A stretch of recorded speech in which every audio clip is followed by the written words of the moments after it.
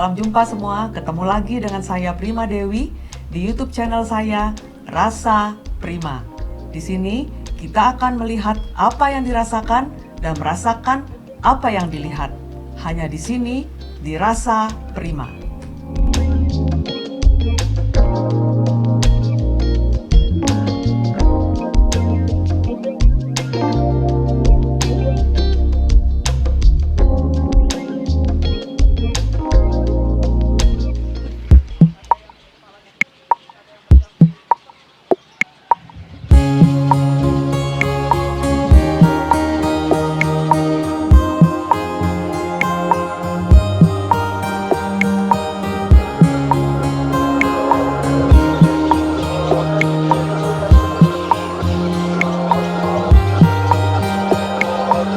Hai guys, ketemu lagi nih dengan saya Prima Dewi di channel saya Rasa Prima. Di channel ini kita seperti biasa akan mengupas hal-hal yang tidak terlihat atau terlihat tapi tidak dirasakan sebagaimana mestinya oleh kita. Nah, kali ini saya bawa seorang bintang tamu.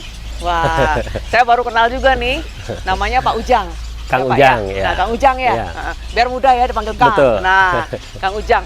Nah, saya di sini bersama Kang Ujang berada di sebuah tempat wisata, Pak ya. Betul. Wisata namanya Taman Wisata Burung Blekok. Belekok. Betul ya, Pak. Cagar alam, cagar budaya. Cagar alam, Pak ya. Cagar alam ya. Burung Blekok. Ini ada di wilayah Gede Bage, betul Pak? Ya. Betul. Nah, sekarang saya pengen tanya-tanya dulu dengan Pak Ujang, ngobrol-ngobrol tentang burungnya dulu nih, burung blekoknya ya. Nah, di sini ada berapa sih Pak kira-kira Pak jumlahnya Pak? Jumlah di sini ada 2.700 ekor. Dihitung tiap hari atau gimana Pak? Ada kebetulan penelitian dari anak-anak Bikon Unpad. Oh, nah, iya. itu yang rajin tiap tahun mereka mengecek keberadaan burung ini. Oh gitu ya Pak Betul. ya. Nah, itu dia dari satu jenis aja atau ada berapa jenis Pak? Dari semua gabungan dari 5 jenis. Iya. Nah, 5 jenis ada burung kuntul kecil, kuntul besar, kuntul Cina, kuntul kerbau, dan belekoknya itu sendiri. Oh, belekoknya itu sendiri ya. Jadi ada 5 spesies lah Pak 5 ya. spesies. 5 spesies. Iya. Nah, jadi sebenarnya burung blekok itu dengan burung kuntul itu beda ya Pak ya? Sebetulnya satu jenis, satu rumpun ya, satu. Cuman yang membedakan itu nama dan jenis besar dan kecilnya. Iya. Nah itu, karena di 5 jenis tersebut berbeda-beda corak. Ada yang kakinya kuning, mulutnya juga kuning, paruhnya gitu kan. Iya. Terus ada yang paruhnya hitam, kakinya hitam. Ada yang paruhnya hijau, kakinya hijau. Nah itu ada, kalau si belekok itu antara campuran antara kuning dengan hijau dengan hitam. Oh gitu ya Pak ya. Itu yang Ya. membedakan. Nah kalau mereka tuh beranak pinaknya tuh dalam setahun tuh berapa kali sih Pak? Dibagi tiga periodik. Yang pertama bulan awal November mereka bikin sarang. Oh bikin sarangnya Begitu dulu. November, Desember mereka udah mulai bertelur dan udah mulai menetas. Disambung lagi nanti Januari. Oh ya. Nah, Januari, Februari sampai bulan April. Nah, bulan April, bulan Juli mereka udah siap terbang lagi. Oh terbang lagi ya Pak Gitu ya. kan. Jadi siklus nanti itu udah Siklusnya seperti itu ya. seperti itu. Dia rata-rata sekali bertelur tuh berapa butir sih Pak? Ada 6, 4, banyak ya, Pak ada ya? 2 ya. Tergantung nanti kondisi cuaca juga. Oh gitu Pak. Iya, kalau anginnya terus-terusan kencang, mereka terus-terusan bertelur. Oh gitu. Karena telurnya hilang lagi berarti harus memproduksi. Oh lagi. gitu Pak. Nah, itu. Oh Banyak iya. yang berjatuhan. Bekas-bekas jatuh Pak ya. Betul. Dia segede apa sih Pak? Kayak telur puyuh nggak? Segede telur puyuh. Segede gitu Pak ya. Telur puyuh. Tapi warnanya putih aja Hijau. gitu. Oh hijau warnanya Pak. Kayak telur bebek. Oh kayak telur bebek. Nah, telur bebek. Iya kayak iya itu. iya. Warnanya seperti itu. Nah Pak, asal muasalnya mereka di sini tuh sejak kapan sih Pak? Kalau ini karena di sini datarannya dataran pertanian, lahan sawah, gitu kan. Kalau di tahun 70 itu udah mulai banyak sebetulnya. Dari tahun 70, nggak tahu tahun berapa. Nah, tapi hinggapnya mulai bertengger di rumpun bambu itu mulai dari tahun 70. 70-an ya Pak. Nah, karena di sebantar sungai itu semua rumpun bambu. Iya. Gitu, karena sarangnya itu untuk bikin sarangnya itu kenapa di rumpun bambu hijau? Iya. Itu karena apa ranting-rantingnya yang dibutuhkan oleh mereka. Oh, jadi dia rantingnya ngambil dari situ ya Pak, dari bambu itu ya Pak ya? Untuk tempat bersarangnya. Tapi 95 baru mulai penuh rumpun bambu dipakai untuk tempat bersarang. Karena lahan sawah udah mulai terpepet, terkikis oleh pembangunan. Ya, Pak, ya? Oleh pembangunan. Iya, iya. Nah itu. Mulai dari 95 sampai saat ini alhamdulillah bertengker di rumpun bambu sebagai rumah Rumahnya singgah. Pak ya? Rumah singgah apa kosnya Pak? Iya, iya. Apartemen, ya. Apartemen. Iya Pak. Nah Pak, mereka itu makannya apa sih Pak sebetulnya Pak? Beraneka ragam, makannya bisa capung gitu kan, terus kadal, Iya. terus katak kecil, ular kecil. Oh, ular juga makan, Pak? Dominannya ikan. Ikan ya Pak Dominannya ya? ikan, paling dominan ikan. Makanya mereka di sawah asal mulanya Di sawah, Pak ya, asal ngambil dari mulanya. sawah itu Iya, ya Pak ya? Iya, sebagai mata rantai kan, pembantu petani juga dari hama. Iya, betul Pak. Tikus kecil. Oh juga iya dimakan, betul. Gitu. Nah Pak, kalau dibandingkan dengan tahun-tahun awal mereka di sini ya, kalau menurut cerita nih misalnya, menurut pengalaman warga sini, mereka tuh bertambah banyak atau berkurang jumlahnya Pak? Kalau dilihat dari perkembangbiakan, Iya. kalau yang datang tiap tahun ke Kampung Belokok ini, mereka bertambah banyak. Oh bertambah banyak ya Pak ya? Banyak. Karena sini sifatnya migran. Iya. Nah, setelah pulang dari sini, kembali lagi ke sini jadi berkurang. Oh Nah, itu. iya, Jadi iya, ini Pak. mah tempat untuk berkembang biak, tambah banyak untuk bertelur, beranak. Kalau udah menetas semua, bisa Iya. nyampe 5.000 sampai 7.000. Waduh, banyak banget ya Pak ya? Banyak banget. Makanya dibagi 3 fase itu untuk menyesuaikan penopang. Insya Allah kalau nanti penopang rumpun bambunya makin banyak, mereka makin banyak juga. Iya. yang datang. Jadi ini memang sengaja ditanam lagi ya Pak ya? Iya, sengaja ditanam. Memang ditanam lagi ya Pak ya? Iya. Nah kalau warga di sini semuanya ada berapa sih Pak? Kan Bapak sini sebagai ketua RW ya Pak Ketua ya? RW, betul. Jadi manggil Bapak lagi. Kalau Pak RW kan, kalau Kang RW kan nggak cocok ya Pak ya? Harus Pak RW. Kalau Pak RW. Kalau di sini warganya ada RW 02 Kampung Belokok Rancabayawak itu ada Iya. 69 kakak. Oh. 69 kepala keluarga, jumlah penduduknya 248 jiwa, hak pilihnya cuma 143 jiwa gitu kan. Jadi dibagi 3 RT, RT 1, RT 2, RT 3 di Kelurahan Cisaranten Kidul, Kecamatan Gedebage, Kota Iya. Bandung. Oh gitu, ya Pak. Nah kalau kayak anak-anak gini Pak ya, mereka ngelihat burung ini gimana sih Pak maksudnya? Kalau- Mereka ada ngerasa aneh nggak? Misalnya, kenapa sih ada burung itu gitu? Betul. Kalau Gimana, mereka Pak? sudah tidak aneh sebetulnya, cuman mereka kepeduliannya udah mulai tumbuh. Kalau ada burung yang jatuh, Iya. mereka ini anak kecil ini nganterin Pak RW, Pak RW, ini ada burung yang jatuh, dianterin. Dianterin ya? Nah, itu kepedulian, jadi disengaja diciptakan untuk mereka menyayangi burung ini teh dari sejak kecil. Iya, Kalau iya. ada burung yang jatuh atau telur yang jatuh yang masih utuh, pasti laporan ke Pak RW. Pak RW ini. Iya. Nah di sini alhamdulillah ada Pak Toto yang sebagai penulis juga, dia kan Iya. pencinta burung juga. Oh. Itu kan dia yang ngerawat. Oh gitu Pak. Kang Ujang, saya ambil ya bawa. Kalau yang jatuh-jatuh gitu. Yang jatuh-jatuh itu. Iya. Sebagian ku Kang Ujang, sebagian oleh beliau. Jadi saling lah Iya. untuk dirilis nantinya gitu kan. Iya, iya. Dirilis kembali. Pak, kalau Bapak jadi pernah Pak, misalnya ambil telur sampai dia netes gitu pernah Pak? Sampai Kalau ngambil telur sampai netes enggak. Kalau ada yang jatuh, dipelihara sampai bisa dirilis gitu kan, itu udah sering. Oh sering ya Pak ya? Udah sering. Udah sering. Iya, iya, Hampir iya. tiap tahun Pasti ada ya Pak ya? Pasti ada ya? pasti ada. Itu sarangnya masih ada, masih utuh. Oh, masih ada ya, Pak, ya? Sarangnya Iya. untuk rilis nanti gitu kan. Salam sahabat, saya Dani Jaif bersama Katalisnet.com ingin sharing sesuatu. Sekarang ini ada yang namanya podcast dan itu sedang digandrungi sekarang podcast. Apa itu podcast? Podcast adalah payable on demand broadcasting. Jadi itu adalah rangkaian informasi berbayar yang ditayangkan di media-media tertentu. Misalnya saja ada di Spotify, ada di YouTube. Awalnya podcast ini berupa hanya audio saja, tetapi kemudian berkembang menjadi audio video. Nah, dalam hubungannya dengan podcast ini, pasti teman-teman juga ingin dong berbagi informasi yang dikemas dengan podcast ini gitu ya. Dalam hal ini, Katalisnet.com memfasilitasi Anda semua, apapun bidangnya, mau topiknya ekonomi, sosial, budaya, politik sekalipun, ayo kita beritakan, kita kemas dalam sebuah podcast yang baik gitu ya. Jadikan konten-konten positif di podcast, dan untuk itu sekali lagi Katalisnet.com memfasilitasi Anda untuk membuat podcast apapun pilihan Anda. Segera hubungi Katalisnet.com.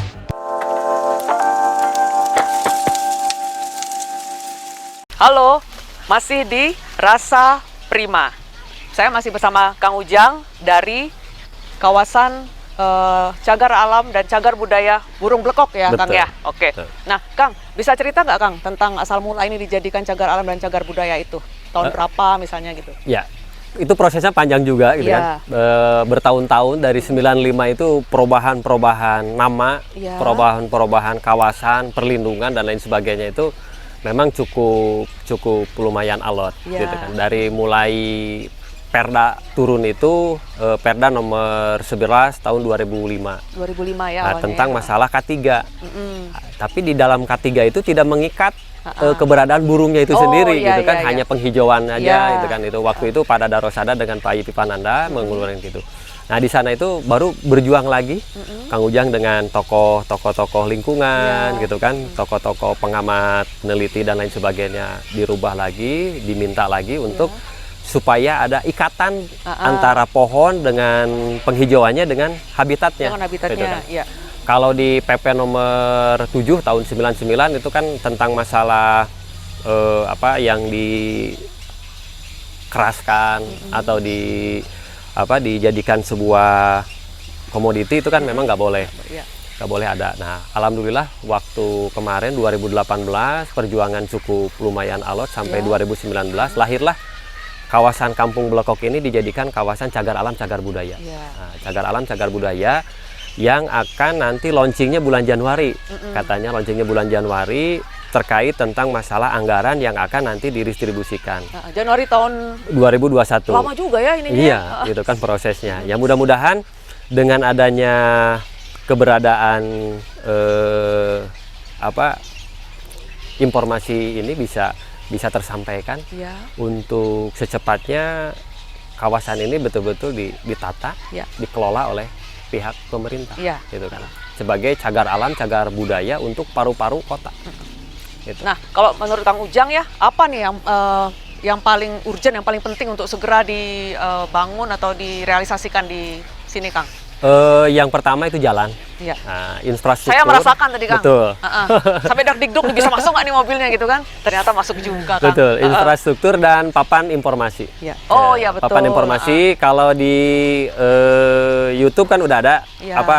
kalau tinggal di-share Kampung Blekok Langsung muncul langsung ya. muncul. Tapi kalau untuk papan informasi di jalan Iya. itu masih kecil gitu Masih kan. kecil ya. Kampung Blekok yang mana gitu yang kan. ada burungnya lewat-lewat gitu, kita bisa lihat itu ya, Kang ya. Paling seperti Iya, itu iya. aja yang kelihatan, oh itu Blekok teh gitu. Tapi secara visual belum ada yang Oke, papan iya. informasi. Nanti kita share, mudah-mudahan didengarkan ini, Betul. Kang ya. Oke. Kalau di Bali kan kita udah pernah ke Bali ya. Betul, ya. Begitu turun di bandara itu Pantai Kuta udah tercantum Iya. kilometernya Iya. gitu kan, terus sampai gang berapa sampai detik terakhir titik nol kan Pantai Pantai Kuta Kutanya udah ada selesai. ya. Kalau di Bandung saya rasa belum ada. Belum ada ya. Begitu turun di bandara gitu kan Kampung Blekok belum tertulis. Iya. Gitu kan. Nah, itu harusnya pemerintah Kota Bandung itu tempat-tempat cagar alam seperti ini memang harus dipelihara oleh pihak pemerintah Kota Bandung. Iya. Sebagai satu menginformasikan tempat wilayah karena Betul, Bandung Kang. terkenal dengan kuliner. Iya. Bandung miskin dengan cagar alam. Nah, apalagi ini cagar alam perkotaan. Iya. Itu sangat memungkinkan lagi untuk pengunjung meningkatkan kesejahteraan ekonomi masyarakat juga betul, terbantu Kang. Iya. gitu kan. Kalau kita mengharapkan dari bantuan dari pemerintah kan terbatas. Betul. Tapi kalau masyarakatnya sudah ekonomi kerakyatannya sudah tumbuh, pemerintah tinggal masuk apa yang kurang gitu kan. Tinggal Iya, seperti itu aja. betul. Harapan Kang Ujang selaku ketua RW ya, Iya. selaku ketua RW seperti itu. Iya, Gitu. oke. Kang, kalau misalnya kan tadi katanya burung itu kan makannya kan ikan, makanan utamanya kan. Nah, kalau di sekitar sini memangnya dia bisa dapat makanan itu. Dari mana aja dia dapat ini? Jelajah burung ini cukup lumayan jauh. Iya. Ke Ciparai, Majalaya, ke Sapan, Pakai Ranca travel, Ekek. tadinya pakai travel. Iya, mereka berangkat 5:30 subuh, pulang jam 5:30 lagi. Oh. Gitu, karena di daerah itu masih banyak lahan sawah. Iya. Masih banyak balong-balong di daerah Ciparai, Iya. daerah Majalaya, daerah Buah Batu, daerah Ranca Ekek, Cicalengka masih kena lahan pematang sawah masih banyak. Iya. Material untuk penopang ini cukup untuk burung belekok ini udah Oh, gitu ya, cukup ya, mencukupi. Kang, ya. Kalau di sekitar sini dia memang sudah tidak ada. Emang udah nggak ada ya? Sudah tidak ada. Karena Paling- tadi saya lihat kan sungainya itu Betul. banget ya, Kang ya. Terpolusi Betul. banget ya Betul. itu ya. Ha. Kalau ada juga kan danau buatan retensi ini kan hanya sebagai penopang saja. Iya. Sebagai buffer aja Buffer gitu. ya. Kan. Buffer setelah mereka lelah, capek, istirahat di situ. Kalau di belakang sini kalau sore itu seperti di Eropa. Seperti di Eropa ya? Di putih semua, danau itu putih. Iya, iya. Karena mereka capek mungkin ya, lelah, minum lagi. Mandi di heula kolam. ya gitu ya, Kang ya. Iya, iya, iya. Nah, terus ya ini kalau masyarakat sekitar dikonsumsi nggak sih Kang burung-burung ini Kang? Dulu iya, Heeh. tahun 90-an betul-betul dijadikan sebuah menu yang favorit. Karena menu favorit ini merupakan salah satu untuk meningkatkan bagi yang susah tidur, makan mengkonsumsi burung belokok itu bisa lumayan, tidurnya nyenyak katanya. Bisa Baru nyenyak. tahu saya Karena nih. mereka kan anyirnya itu konsumsi ikan gitu. Iya, Gitu. Tapi begitu ada aturan dari 95 dilarang untuk diburu gitu kan. Ya pada akhirnya udah masyarakat ya? sadar ya? dengan sendirinya. Karena dagingnya juga kan sedikit gitu. Iya, betul. Gitu. Kang, kalau kan tadi katanya sejak tahun 2019 ya sudah keluar peraturannya bahwa ini Betul. jadi cagar alam dan cagar budaya. Nah, dari tahun 2019 itu sampai sekarang ada nggak misalnya kunjungan pemerintah secara reguler ke sini atau apalah tindakan pemerintah yang terkait dengan peraturan itu, Kang? Belum. Oh, belum ada ya? Belum ada. Baik itu dari pemerintah kota ataupun dari dinas-dinas terkait yang berhubungan dengan burung ini burungnya gitu ya, kan. belum ada ya? Oke. Belum ada sejak 2019 sampai sekarang belum ada. Ya, mudah-mudahan nanti setelah yang katanya Januari itu keluar pendanaan segala macam mungkin ada perhatian yang lebih gitu ya, Betul. Kang ya. Gitu. Jadi harapan kami itu seperti tempat wisata Saung Ujo. Gitu kan, Saung Ujo kan awalnya dari kecil karena ada dukungan dari pemerintah yang kuat gitu kan, hingga masyarakat itu dengan ridhonya, dengan sendirinya lahannya, tempatnya bisa dipakai untuk keperluan baik itu wisatawan, penelitian atau gitu kan, kunjungan, edukasi dan lain sebagainya. Karena di sini udah fasilitas sarana seperti itu udah ada, cuman infrastruktur yang belum memadai gitu kan, belum memadai. Nah, kalau tadi Kang bicara tentang penelitian ya, suka ada Kang yang meneliti tentang burung-burung ini, Kang? Alhamdulillah sarjana yang sudah resmi itu udah 6, sekarang lahir lagi 2028 yang penelitian. Jadi berjasa lah ya burung-burung ini ya, untuk dari menjadikan Unpad, sekarang dari ya. Unpad, dari IKIP, sekarang itu dari Unisba, dari Unila, dari UIN. Oh iya. Gitu kan, mereka penelitian terkait tentang masalah kotorannya, dari mulai kotorannya, dari mulai penopang hidupnya, makanannya, terus penyebaran pupuknya untuk jadikan apa. Alhamdulillah beraneka ragam. Tinggal perhatian dari pemerintah aja. Iya, gitu aja ya kurangnya. Kalau ahlinya udah banyak, Kang Ujang kalau misalkan butuh tinggal mereka panggil aja. Yang 8 orang itu panggil, yang 6 udah sarjana itu panggil, mau dijadikan apa? Nah, ini udah legalitas formalnya jelas, ada penelitiannya udah.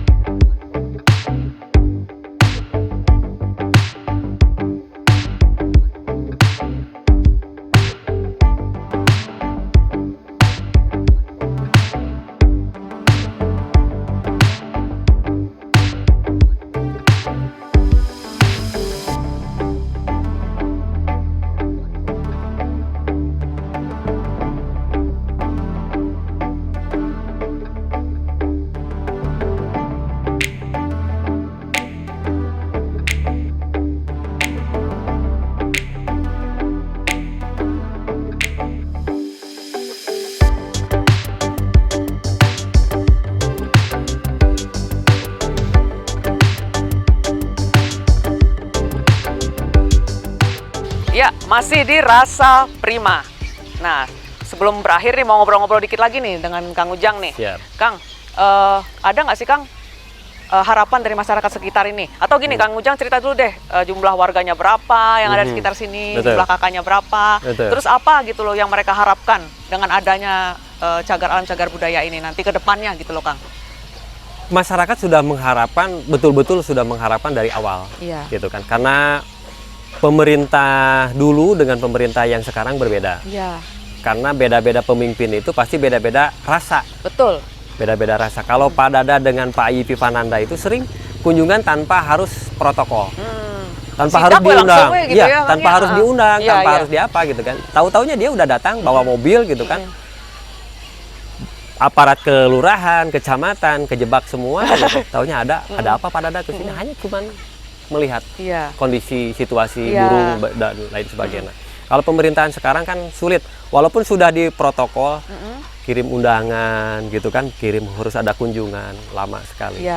ekonomi yang diharapkan oleh masyarakat di sini itu karena mereka udah berupaya semaksimal mungkin mempertahankan ini supaya tidak dibeli oleh pengembang, gitu kan. Mereka berupaya semaksimal mungkin karena ada ini ya. ada burung belekok gitu kan. Pasti harapan mereka kalau pindah juga harus belajar lagi untuk membuka ekonomi, peluang usaha dan lain sebagainya. Nah, harapan masyarakat di sini dengan adanya tempat cagar alam, cagar budaya ini, infrastruktur bagus, mungkin bisa meningkatkan untuk kreativitas, gitu kan. Karena jadi kampung kreatif itu untuk jual merchandise-nya, ya, itu kan. Terus kerajinan tangan, mereka udah bisa sebetulnya. Cuman daya jualnya mau dijual kemana karena fasilitas yang belum ada. Ekonomi pasti tumbuh kalau ini memang betul-betul secara masif pemerintah menginformasikan, mempromosikan kegiatan-kegiatan yang ada di Kampung Belekok ini. Terutama Kang Ujang harapannya itu harus ada minimal 1 minggu 3 kali untuk ada pagelaran seni dan budaya. Pagelaran seni ya. Makanya yang itu pendopo tadi betul. itu ya. Nah ini karena harus ada cagar alam, cagar budaya itu karena Mang Ujang mau meningkatkan budayanya itu. Dengan sendirinya pengunjung itu akan dengan sadarnya jadi akan datang. Nah, itu harapannya. Jadi seninya tumbuh, budayanya berkembang, gitu kan. Pasti ekonomi secara tidak langsung mengikuti. Itu harapan masyarakat itu nunggu. Kegiatan dulu waktu ada kegiatan rutin tiap minggu, tiap bulan ada pagelaran seni dan budaya. Warga di sini merasa terbantu ya? Dengan dagang-dagangan yang kecil, gitu kan, makanan-makanan tradisional. Ada juga kan di sini ada pais kurusuk. Pais apa, Kang? Kuliner. Pais apa, Kang? Pais kurusuk.